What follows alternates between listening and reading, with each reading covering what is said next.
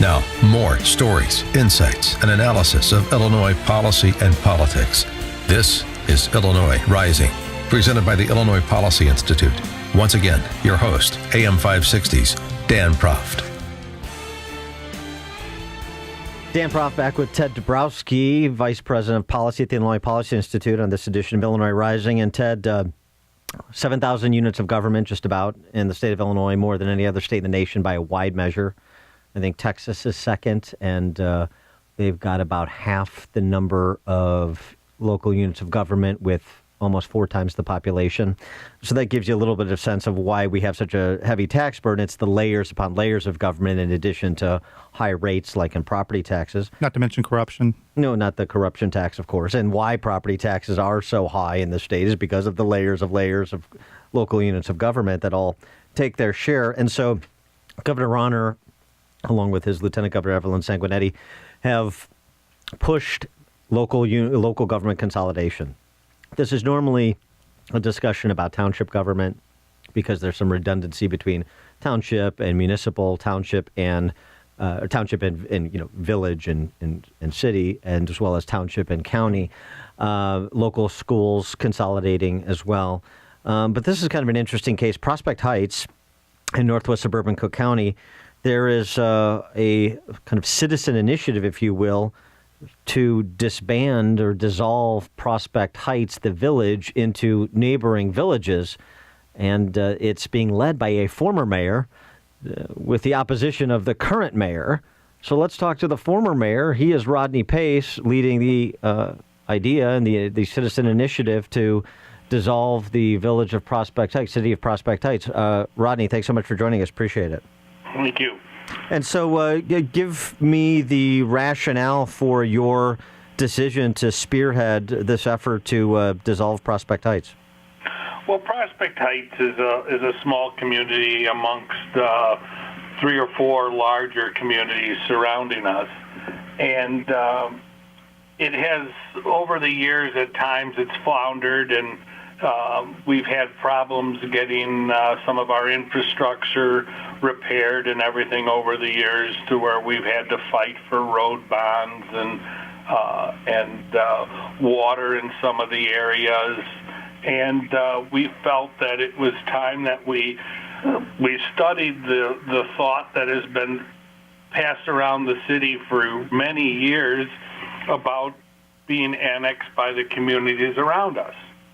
And now with the governor's initiative to possibly reduce the taxing bodies, the 5,000 plus taxing bodies in the state, we figured that it may be a good time to get this study started.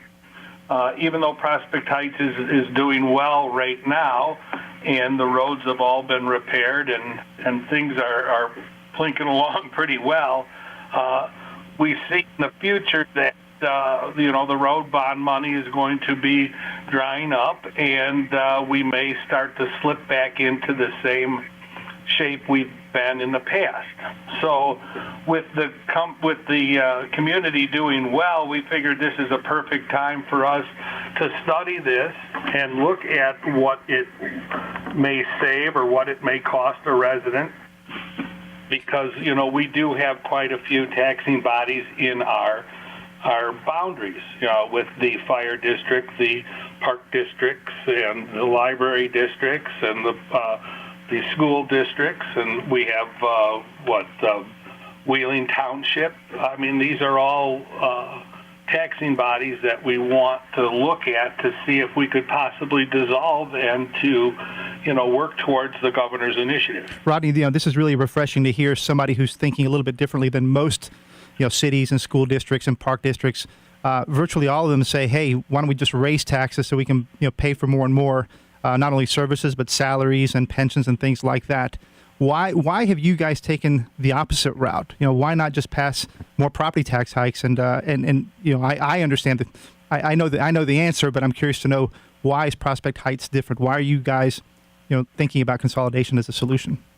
Well, the governor's initiative is one big one for us. I mean, we finally have somebody in power that is actually looking the right way. And with our town, I was mayor quite a few years ago, and I seen the struggles of, closing the police department, the actual department for walk-ins. We had to reduce police. We had to reduce public works. We had to close our city hall for several days throughout the week in order to make our bills. Now, Rodney, to be clear, you guys don't have property taxes or a sales tax, correct? We have sales tax, but we don't have an actual city property tax. We have a small police protection tax, and we have now a road bond tax that we're paying off the road bonds that we did. And the idea here is to increase the efficiency of government without negatively impacting residents in terms of the tax burden they bear.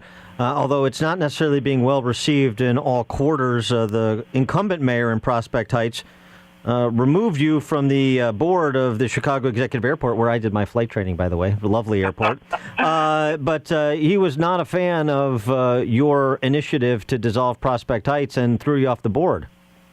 Exactly. I think that was a little personal. I think it was he sort of shot from the hip on that one. We figured that when we brought this out, that he would sort of help us champion it because when he closed the Old Town Sanitary District, consolidated that just several months ago, he was there with his arm around the governor saying, "Hey, we're all for consolidation and everything, but now when it comes to his house, absolutely not." Yeah. That happens a lot. Former Prospect Heights Mayor Rodney Pace, Mayor Pace, thanks so much for joining us. Appreciate your time. Have a great day.